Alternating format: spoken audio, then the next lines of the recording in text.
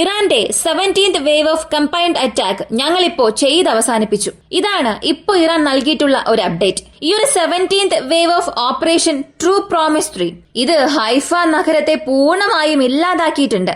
ഇസ്രായേലിന്റെ വ്യോമ പ്രതിരോധ സംവിധാനങ്ങൾക്ക് എന്ത് സംഭവിച്ചു എന്നുള്ള ചോദ്യം ഇപ്പോൾ എല്ലാ രാജ്യങ്ങളും ഒരുപോലെ ആവർത്തിച്ച് ചോദിക്കാൻ തുടങ്ങിയിട്ടുണ്ട്. ഹൈഫ നഗരം വളരെ പ്രധാനപ്പെട്ട ഒരു നഗരമാണ് ഇസ്രായേലിനെ സംബന്ധിച്ച്. അവിടെയുള്ള ഓയിൽ റിഫൈനറി ആയിക്കോട്ടെ, അവിടെയുള്ള കെട്ടിടങ്ങളായിക്കോട്ടെ, ഇവയെല്ലാം സംരക്ഷിക്കപ്പെടേണ്ടതാണ് എന്ന് ഇസ്രായേലിന് നന്നായി തന്നെ അറിയാം. എന്നിരുന്നാലും ഇസ്രായേലിനെയും മറികടന്ന് ഇറാന്റെ ബാലിസ്റ്റിക് മിസൈൽസ് 2-3 മാത്രം അത്രമാത്രമേ അയക്കുന്നുള്ളൂ, കൂടുതലൊന്നും അയക്കുന്നില്ല.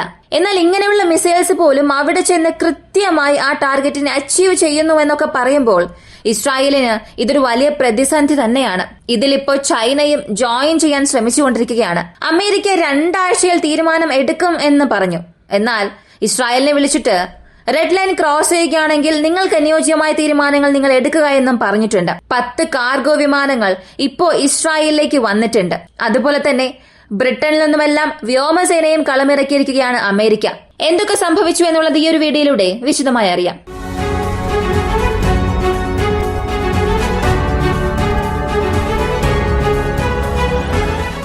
ഓപ്പറേഷൻ ട്രൂ പ്രോമിസ് 3 ഇതാണ് ഇറാൻ ഈ ഓപ്പറേഷൻ നൽകിയ പേര്. ഇതിൽ 17ാമത്തെ വേവ് ഓഫ് അറ്റാക്ക് ആയിരുന്നു ഇപ്പോ ഇറാൻ ചെയ്ത് പൂർത്തിയാക്കിയത്. 16ാമത്തെ വേവ് ഓഫ് അറ്റാക്കിൽ 3 മിസൈൽസ് മാത്രമായിരുന്നു അയച്ചത്. അതും 2 മിസൈൽ ഇസ്രായേലിനുള്ളിലേക്ക് വന്ന് വീണു എന്നും നമ്മൾ അറിഞ്ഞു. അപ്പോ 17ാമത്തെ വേവ് ഓഫ് അറ്റാക്ക് എന്നതും ഇപ്പോ ഇറാൻ ഒരു വലിയ പോസിറ്റീവായി മാറിയിട്ടുണ്ട്. ഹൈഫ പ്രദേശത്തുള്ള വളരെ പ്രധാനപ്പെട്ട കെട്ടിടങ്ങൾ, ആ കെട്ടിടത്തിന് സമീപത്തായി ധാരാളം സ്കൂളുകൾ ഉണ്ടെന്നും പറയുന്നുണ്ട്. ഇസ്രായേൽ പറയുന്നത് ഹൈഫ നഗരത്തിലുള്ള ഒരു മോസ്കിനെതിരെയും ഇറാന്റെ അറ്റാക്ക് ഉണ്ടായിരുന്നുവെന്ന്. അപ്പോൾ സ്പെഷ്യൽ സ്റ്റുഡൻസ് പഠിക്കുന്ന ഒരു സ്കൂൾ, ആ സ്കൂളിലും ഇറാന്റെ ഒരു ആക്രമണം ഉണ്ടായിരുന്നു എന്നുള്ള വാർത്തകൾ ഇസ്രായേലിൽ നിന്ന് വരുന്നുണ്ട്. പക്ഷെ ഇവിടെ ഇറാന്റെ മിസൈൽ ഇസ്രായേലിനുള്ളിൽ പോയി എന്നുള്ളത് തന്നെ ഇസ്രായേലിന് ഒരു വലിയ പരാജയമാണ്. ഇതിൽ അടുത്തതായി ഇസ്രായേൽ ഒരു കണക്ക് കാണിച്ചിട്ടുണ്ട്.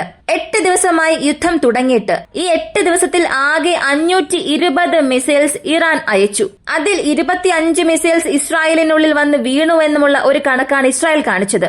അങ്ങനെയാണെങ്കിൽ 520 മിസൈൽസിൽ വെറും 5% മാത്രമാണ് ഇസ്രായേലിനുള്ളിലേക്ക് വന്ന് വീണത്. ബാക്കിയുള്ള 95% മിസൈൽസിനെ ഞങ്ങൾ നശിപ്പിച്ചു എന്ന് ഇസ്രായേൽ പറയുന്നു. എന്നാൽ ഇറാനെ സംബന്ധിച്ചിടത്തോളം ഇറാൻ അവസാനം അയച്ച മിസൈലുകളെല്ലാം ഈ സീജൽ മിസൈൽസ്, ഇവയ്ക്ക് വളരെ പ്രധാനപ്പെട്ട മിസൈൽസ് ആയിരുന്നു. ചാനൽ 14 ഇന്നലെ ഇറാൻ ഒരു മുന്നറിയിപ്പ് കൊടുത്തിരുന്നു. ഇത് നെതന്യാഹുവിന്റെ ഒരു പ്രൊപ്പഗണ്ട ചാനലാണ്. അതിനാൽ ഇതിനെ ഞങ്ങൾ ആക്രമിക്കുമെന്ന് ചില ദിവസങ്ങൾക്ക് മുൻപ് തന്നെ ഇറാൻ പറഞ്ഞിരുന്നു. അതുപോലെ തന്നെ ഈ സീജൽ മിസൈൽസ് ഉപയോഗിച്ചാണ് ചാനൽ 14 ബിൽഡിംഗിനെതിരെയുള്ള ആക്രമണം അവർ നടത്തിയത്. ആ ബിൽഡിംഗ് നശിച്ചതിന്റെ വീഡിയോസും ഇപ്പോൾ വലിയ രീതിയിൽ വൈറലായി മാറിയിട്ടുണ്ട്. അടുത്തത് ചൈനയാണ് ഒരു വലിയ ഷോക്കിംഗ് ആയി വിവരം പുറത്തുവിട്ടത്. ചൈനീസ് കമ്മ്യൂണിസ്റ്റ് പാർട്ടിയിലുള്ള ഒരു നേതാവ് പറഞ്ഞത് ഇസ്രായേലിന് സപ്പോർട്ടായി അമേരിക്ക അകത്തേക്ക് വന്നു, വീണ്ടും ചില രാജ്യങ്ങൾ അകത്തേക്ക് വന്നിട്ടുണ്ട്. ഇതേസമയം നിങ്ങൾ ഒരു കാര്യം കൂടെ ചിന്തിക്കണം, ഇറാനെ പിന്തുണയ്ക്കാൻ ഏതൊരു രാജ്യവും അകത്തേക്ക് വരില്ല എന്ന് അമേരിക്ക അങ്ങനെ ഒരിക്കലും വിശ്വസിക്കാനേ പാടില്ല. ഒരുപക്ഷെ ഞങ്ങൾ ഇറാനെ പിന്തുണയ്ക്കുന്ന രീതിയിൽ കളമിറങ്ങാനുള്ള സാധ്യതയുണ്ട്. അങ്ങനെ ഇറാൻ എപ്പോഴും ഒറ്റപ്പെട്ടു പോകും, ഒറ്റപ്പെട്ട് നിർത്താമെന്നുള്ള ഒരു ചിന്തയൊന്നും ഏതൊരു രാജ്യത്തിനും വേണ്ട. സത്യത്തിൽ ഇദ്ദേഹം പറയുന്നതിന്റെ ഒരു അർത്ഥം എപ്പോ വേണമെങ്കിലും ഒരു 2-3 രാജ്യങ്ങൾ ഒരുമിച്ച് ചേർന്ന ഒരു സഖ്യമായി മാറിയേക്കാം. അടുത്തൊരു മറുവശത്ത് വീണ്ടും ഒരു സഖ്യം, അതായത് ഈ സെക്കൻഡ് വേൾഡ് വാറിൽ സംഭവിച്ചതുപോലെ തന്നെ ആക്സിസ് രാജ്യങ്ങൾ, സൗഹൃദ രാജ്യങ്ങൾ, ഇങ്ങനെയുള്ള ഒരു സഖ്യം ഇവിടെയും ഉണ്ടാകാനുള്ള സാധ്യതയുണ്ട്. അതിനാൽ ഇങ്ങനെയുള്ള പ്രശ്നങ്ങൾ വരുമെന്ന് ഞങ്ങൾ ഇപ്പോൾ തന്നെ പറയുകയാണ്. ഇത് വരാതെ തടയണം എന്നുണ്ടെങ്കിൽ മറ്റേത് രാജ്യവും ഇസ്രായേൽ ഇറാൻ പ്രശ്നത്തിനുള്ളിലേക്ക് വരാൻ പാടില്ല എന്ന് ചൈനീസ് കമ്മ്യൂണിസ്റ്റ് പാർട്ടിയിലെ ഒരു നേതാവ് സംസാരിച്ചത് ഇപ്പോൾ വലിയ രീതിയിൽ വൈറലായി മാറുന്നുണ്ട്. ചൈനയുടെ ഈ ഒരു സംസാരത്തിന് പിന്നിൽ ഒരു പക്ഷേ ചൈനീസ് സർക്കാരിന്റെ ചിന്ത പോലും ഉണ്ടാകാം.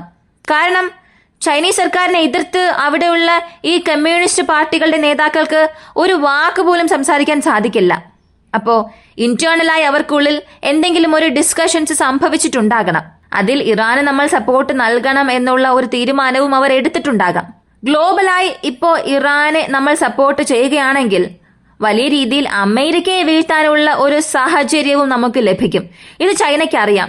അതിനാൽ ഈ സമയം ഇസ്രായേൽ പരാജയപ്പെട്ടാൽ അത് തീർച്ചയായും അമേരിക്കയ്ക്ക് ഒരു തിരിച്ചടിയായി മാറി. റഷ്യ ഉക്രൈൻ യുദ്ധത്തിൽ എങ്ങനെയാണോ ഉക്രൈൻ പരാജയപ്പെട്ടാൽ അതൊരു പാശ്ചാത്യ രാജ്യങ്ങളുടെ പരാജയമായി മാറുന്നത്, അതുപോലെ തന്നെ ഈ ഒരു യുദ്ധത്തിൽ ഇസ്രായേൽ പരാജയപ്പെടുകയാണെങ്കിൽ ഇസ്രായേലിനുള്ളിലേക്ക് നിരവധി മിസൈൽസ് വരുന്നു എന്നുണ്ടെങ്കിൽ അത് അമേരിക്കയുടെ പരാജയമായി തന്നെ പരിഗണിക്കപ്പെടും. അമേരിക്കയാണ് ഇസ്രായേലിന്റെ വ്യോമ പ്രതിരോധത്തിന് ആവശ്യമായ പണം നൽകുന്നത്. ഈ അയൺ ഡോമിനൊക്കെ പണം നൽകിക്കൊണ്ടിരിക്കുന്നത് അമേരിക്കയാണ്. അമേരിക്ക 37 ട്രില്യൺ കടം വാങ്ങി. അവരാണ് ഇസ്രായേലിനും ചേർത്തിപ്പോ കടം വാങ്ങിക്കൊണ്ടിരിക്കുന്നത്. 37 ട്രില്യൺ അമേരിക്കൻ ഡോളറാണ് കടം വാങ്ങിയിട്ടുള്ളത്. ഓരോ അമേരിക്കൻ പൗരന്മാരും ഇപ്പോൾ $1,00,000 കടക്കാരാണ് എന്നുള്ളതാണ് നമ്മളിപ്പോൾ അറിയേണ്ടത്. അങ്ങനെ കടം വാങ്ങിയാൽ പോലും പ്രശ്നമില്ല. ഇസ്രായേലിനെ ഞങ്ങൾ ഒരിക്കലും ഒറ്റയ്ക്ക് വിടില്ല എന്നൊക്കെ പറയുന്ന അമേരിക്കയ്ക്ക് ഇസ്രായേലിൽ സംഭവിക്കുന്ന ചെറിയ പരാജയം പോലും അത് അമേരിക്കയുടെ വലിയ പരാജയമായി മാറുമെന്നറിയാം. അതിനാൽ ചൈനയുടെ ഈ ഒരു മെസ്സേജ് വളരെ ശക്തമായൊരു സന്ദേശമായി തന്നെ വിശ്വസിക്കപ്പെടുന്നു. സ്വിറ്റ്സർലാൻഡ് ഇപ്പോൾ പറഞ്ഞത് താൽക്കാലികമായി ഞങ്ങൾ ഇറാന്റെ എംബസി അടച്ചു പൂട്ടി. ഒരുപാട് രാജ്യങ്ങൾ അവരുടെ എംബസീസ് അടച്ചു പൂട്ടിയിരുന്നു. ഇതൊക്കെ നമ്മൾ കഴിഞ്ഞ ഭാഗത്തിൽ പറഞ്ഞതാണ്. പോർച്ചുഗൽ ഉൾപ്പെടെ പല രാജ്യങ്ങൾ. ഇതിലിപ്പോൾ സ്വിറ്റ്സർലാൻഡ് ഗവൺമെന്റും ഉണ്ട്. ചൈന, തുർക്കി ഈ 2 രാജ്യങ്ങളുടെയും പല കമ്പനികൾക്കെതിരെ അമേരിക്ക സാമ്പത്തിക ഉപരോധം ഏർപ്പെടുത്തിയിട്ടുണ്ട്. ഈ സാമ്പത്തിക ഉപരോധം എന്തിനാണെന്ന് ചോദിച്ചപ്പോൾ ഇറാൻ ആവശ്യമായ ആയുധങ്ങൾ ഈ ചൈനീസ്, തുർക്കി കമ്പനികളാണ് നൽകുന്നത്. അതിനാൽ ഈ സാമ്പത്തിക ഉപരോധം ഞങ്ങൾ നടപ്പിലാക്കുന്നു എന്നൊരു അറിയിപ്പ് കൊടുക്കുകയും അവർക്ക് മേൽ സാമ്പത്തിക ഉപരോധം ഏർപ്പെടുത്തിയിട്ടുമുണ്ട്. അപ്പോൾ ഇവിടെ ഇറാനെതിരെ പ്രവർത്തിക്കാൻ ഇസ്രായേലിന് ആവശ്യമായ ആയുധങ്ങൾ കൊണ്ടുവരുന്നുണ്ട്. അതുപോലെ തന്നെ ആര് ഇറാനെ സഹായിക്കുന്നു എന്നുള്ള കണക്കുകളെല്ലാം എടുത്ത് അവർക്ക് നേരെയുള്ള സാമ്പത്തിക ഉപരോധം ഏർപ്പെടുത്താനും അമേരിക്ക ഏറെ ശ്രദ്ധ കാണിക്കുന്നുണ്ട്. അടുത്തത് അമേരിക്കയുടെ 8 F-22 ഫൈറ്റർ ജെറ്റ്സ് UK-യിൽ നിന്നും നേരിട്ട് മിഡിൽ ഈസ്റ്റിലേക്ക് വന്നിട്ടുണ്ട് എന്ന വിവരം പുറത്തു വന്നു. മിഡിൽ ഈസ്റ്റിൽ ജോർദാനിലേക്കാണ് വന്നത്. ജോർദാനിൽ വന്നത് കളമിറങ്ങിയിട്ടുണ്ട്. ഈ F-22 ഫൈറ്റർ 8 എണ്ണം വന്നു എന്ന് പറഞ്ഞല്ലോ. അതിന്റെ കൂടെ തന്നെ KC-135, KC-46 ഏരിയൽ റിഫ്യൂൽ ടാങ്കേഴ്സും വന്നിട്ടുണ്ട്. മിഡ് എയർ ഫ്യൂവലിന് വേണ്ടിയിട്ടുള്ള ടാങ്കേഴ്സ് വിമാനങ്ങൾ വന്നു എന്നുള്ള വാർത്ത വന്നു. അപ്പോൾ ജോർദാനിൽ, ബഹ്റൈനിൽ, സൗദി അറേബ്യ ഇങ്ങനെ പല സ്ഥലങ്ങളിൽ അമേരിക്ക അവരുടെ യുദ്ധ വിമാനങ്ങളെയും അതുപോലെ മിഡിൽ ഈസ്റ്റ് ഭാഗത്തേക്ക് അവരുടെ യുദ്ധ കപ്പലുകളെയും കൊണ്ടുവന്ന് നിർത്തിയിട്ടുണ്ട്. സത്യത്തിൽ ഈ 2 ആഴ്ചയ്ക്ക് ശേഷമല്ലേ അമേരിക്ക തീരുമാനമെടുക്കുക എന്നൊക്കെ പറഞ്ഞത്? അദ്ദേഹം തന്നെ പറഞ്ഞിരുന്നു. അദ്ദേഹവും അത് പറഞ്ഞു. വൈറ്റ് ഹൌസും ഒരു പ്രസ്താവന പുറത്തിറക്കി. മാധ്യമപ്രവർത്തകർ ചോദിച്ച ചോദ്യത്തിനും ഉത്തരം നൽകി. അങ്ങനെ അമേരിക്ക 2 ആഴ്ചയ്ക്ക് ശേഷം മാത്രമേ തീരുമാനിക്കൂ എന്നുണ്ടെങ്കിൽ പിന്നെന്തിനാണ് ഇസ്രായേലിനെ സപ്പോർട്ടായി മറ്റ് രാജ്യങ്ങളെല്ലാം ഇപ്പോൾ തയ്യാറാകുന്നത്? മിഡിൽ ഈസ്റ്റിൽ ഇത്രയധികം പ്രശ്നങ്ങൾ വരും, അതിനുവേണ്ടി ഞങ്ങൾ ഞങ്ങളുടെ വ്യോമസേനയെ തയ്യാറാക്കി വെച്ചിട്ടുണ്ട്, ഞങ്ങൾ കപ്പൽ സേനയെ തയ്യാറാക്കി വെച്ചിട്ടുണ്ട് എന്ന് പല രാജ്യങ്ങൾ പറയുന്നുണ്ട്. ഇതെങ്ങനെയാണ് സാധിക്കുക? അപ്പോ ദി ആർ പ്ലാൻഡ് എവറിത്തിങ്. അമേരിക്കയെ സംബന്ധിച്ചിടത്തോളം അവർ പ്രീ പ്ലാൻഡ് എന്തൊക്കെയോ ചെയ്തുകൊണ്ടിരിക്കുകയാണ്. എന്നാൽ ലോകത്തിന് അറിയാവുന്ന രീതിയിൽ ഒരു 2 ആഴ്ചത്തെ സമയമാണ് ട്രംപ് പറഞ്ഞത്. അതായത് ഈ പുറം ലോകത്തുള്ളവരെ വെറുതെ ഒന്ന് കണ്ണടപ്പിക്കാൻ വേണ്ടി മാത്രമാണ് ട്രംപ് ഇങ്ങനെ പറഞ്ഞത്. ഇറാനെ സംബന്ധിച്ചിടത്തോളം ഇസ്രായേൽ അടിക്കുന്ന അടിയെല്ലാം ഇറാന്റെ ഇൻഫ്രാസ്ട്രക്ചറിലാണ്, ഇറാന്റെ ഡെവലപ്മെന്റിൽ, ഇറാന്റെ ന്യൂക്ലിയർ ഫെസിലിറ്റിയിൽ, അവരുടെ റിസർച്ച് ആൻഡ് ഡെവലപ്മെന്റ് ഇൻസ്റ്റിറ്റ്യൂട്ടിൽ. ഇങ്ങനെയാണ്. ഈ ഒരു ഇമ്പാക്ട് നമുക്കൊരു പക്ഷെ അറിയില്ലായിരിക്കാം. ഇസ്രായേൽ അടിക്കുന്ന അടിയുടെ ഇമ്പാക്ട് നമുക്കറിയാൻ കഴിയില്ല. പക്ഷെ ഇറാൻ അത് വ്യക്തമായി തന്നെ അറിയാം. ഇറാൻ അതുപോലെ തിരികെ ഇസ്രായേലിനെ ആക്രമിക്കാൻ തുടങ്ങിയിട്ടുണ്ട്. ഇപ്പൊ നോക്കിയാൽ പൂർണ്ണമായും ഇറാന്റെ 17th വേ ഓഫ് അറ്റാക്ക് ഇസ്രായേലിന് ഒരു പരാജയം തന്നെ നൽകിയിട്ടുണ്ട്. ഇസ്രായേൽ അതിന് എന്ത് ചെയ്യാൻ പോകുന്നു എന്നുള്ളതിനെ കുറിച്ചെല്ലാം ഒരു ഇന്റലിജൻസ് മീറ്റിംഗിലൂടെ അവർ തീരുമാനിച്ചിട്ടുമുണ്ട്. ഇതിനെക്കുറിച്ചെല്ലാം നമുക്ക് അടുത്ത ഭാഗത്തിലൂടെ അറിയാം. അടുത്ത അപ്ഡേറ്റ്സിന് വേണ്ടി നിങ്ങൾ കാത്തിരിക്കുക. ചെയ്യേണ്ടത് വോയിസ് ഓഫ് വിക്കി എന്ന നമ്മുടെ ചാനൽ സബ്സ്ക്രൈബ് ചെയ്യുക.